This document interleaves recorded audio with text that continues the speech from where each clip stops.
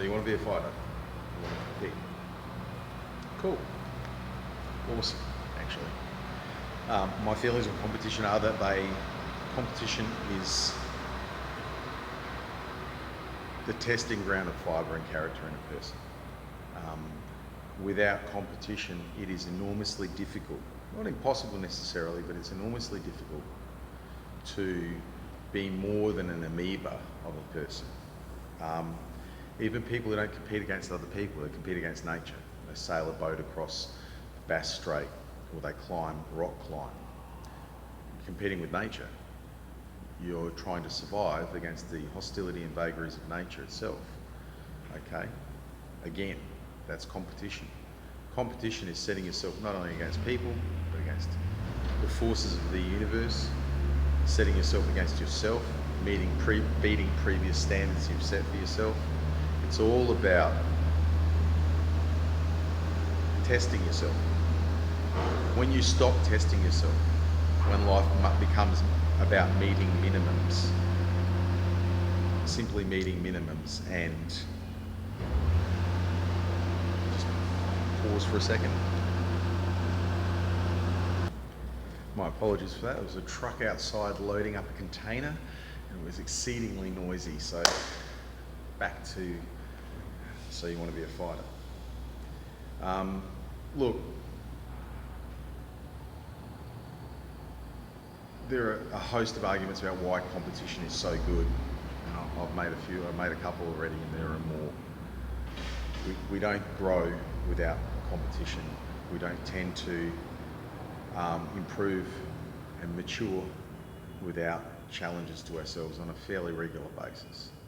And if you don't want to be one of those people who has long since given up on growing, learning a new thing, look, learning a new language is a form of competition. You're competing with yourself, you're competing with your previous state of being, your previous knowledge. Here comes that truck again. You're competing with your previous ability to do or not do, as may be the case, and you're enhancing it, you're expanding on it.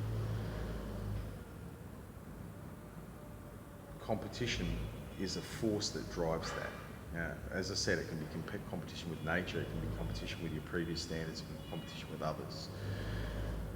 I think you need all of those. I think it's good to compete with other people in a civil and friendly way. I think it's good to compete with nature,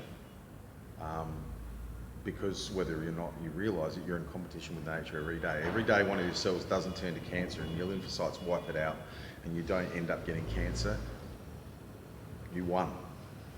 Every day that you take a fall and your bones don't break, you won. Okay? You're in competition with nature all the time. Nature spends your entire existence trying to kill you. It also created you. It also drove all the processes that made you who you are and allowed you to have everything. But at the same time, paradoxically it might seem, it creates all this attrition. This attrition eventually over generations produces evolutionary changes and adaptations. It's how species grow and mature and become other things and develop into other subspecies and so on and so on. It's vital, it's necessary. But at a personal level, the universe is trying to kill you. Boom, boom. Trying to crush you on a frequent basis. So we're always battling the universe. We're always at struggle with each other to some degree because I want something and I'm hoping that you will let me have it. Okay? I have to give you money for your products and services. I have to do things that you'll approve of or at least be impressed by for validation, for social validation, for economic validation, for romantic validation. I'm constantly, as an individual, attempting to get what will please me, what I need, what is meaningful to me, and they're not always the same thing. And I'm in competition with nature. I'm in competition with the limitations of my own abilities that I have to expand or grow or change. I'm in competition with other people. We're all in the same boat in that respect, and an awful lot of people opt out. They hit 25, they're starting to opt out already. A lot of people are opting out in their teens and early if they're children from deprived areas. They opted out before they finished even growing past 10. okay? They've gone with the easy pathway because it's the only pathway that they can see that's possible for them. And even people in much, much less deprived situations eventually reach a plateau. They reach a hard limit as to what they can achieve. And instead of moving sideways, because sometimes you can't move past. I'll never be an NBA player. I'm 6 foot. I'm far too short to be anything relative to a high level basketball player, which I quite like. I'll never be an NBA player. No matter how hard I trained, I never would have been an NBA player. It's impossible. Okay, I do not have the physical attributes, but I can fight. I'm built well for a fighter. Okay, I was successful as a fighter to some degree, moderately successful. I like it. I like fighting. I like grappling. I like striking. It's all good. I like weapons. I train with those as well. It suits me. Okay, I'll never be able to do quadratic equations. I've tried. After a misery-filled stint of physics for 1 year at university, I discovered that, or rediscovered the fact that my maths is just not very good. It had improved substantially. I'd breached some limitations I'd set on myself, and that was in competition with myself and my previous standards. And I've improved since then as well in my mathematics and my physics and science, but I'm never going to be a scientist, and I'm never going to be a person who can do calculus with ease or at all, for that matter. And I'm cool with that. And you have to be cool with those hard limits sometimes. Sometimes those hard limits are there for forever. Yeah, you're not breaching them. But there's so many possibilities, and you can slide sideways. There's areas where if you slide sideways, you can move on further.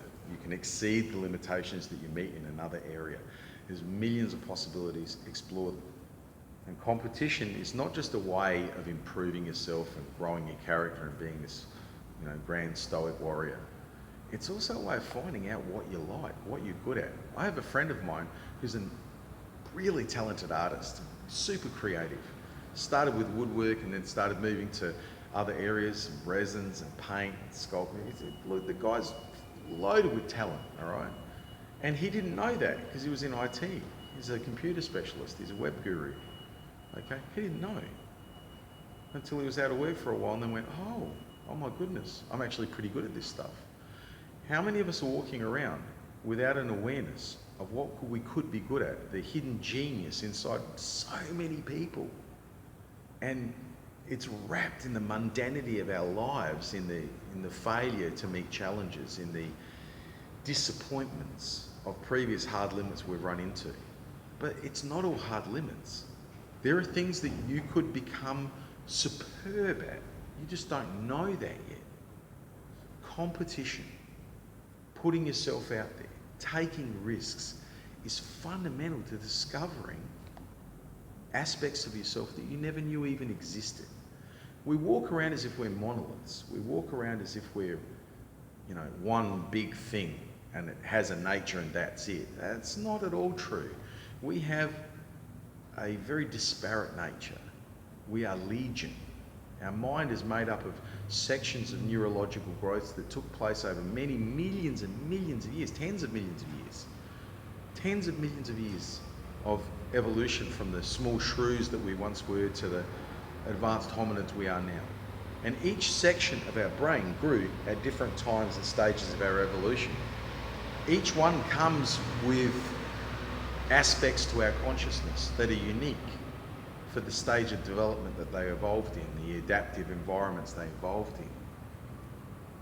Our brain is made up of many little brains that have combined into a hive-like structure, a heuristic neuronal structure that has many natures, has many possibilities, has many things that it can do. Our brain evolved to be the most amazingly flexible, diverse, imaginative, plastic thing that we've ever encountered. It's a cognitive machine, it's a feeling machine, it's a sensory machine. It's incredible. And most people vastly underestimate their capacity to be more. Competition, pushing yourself is a way of doing that. Find a way to compete. Compete with other people in a civil manner. Competition doesn't mean you shit on others. It doesn't mean you shit on yourself.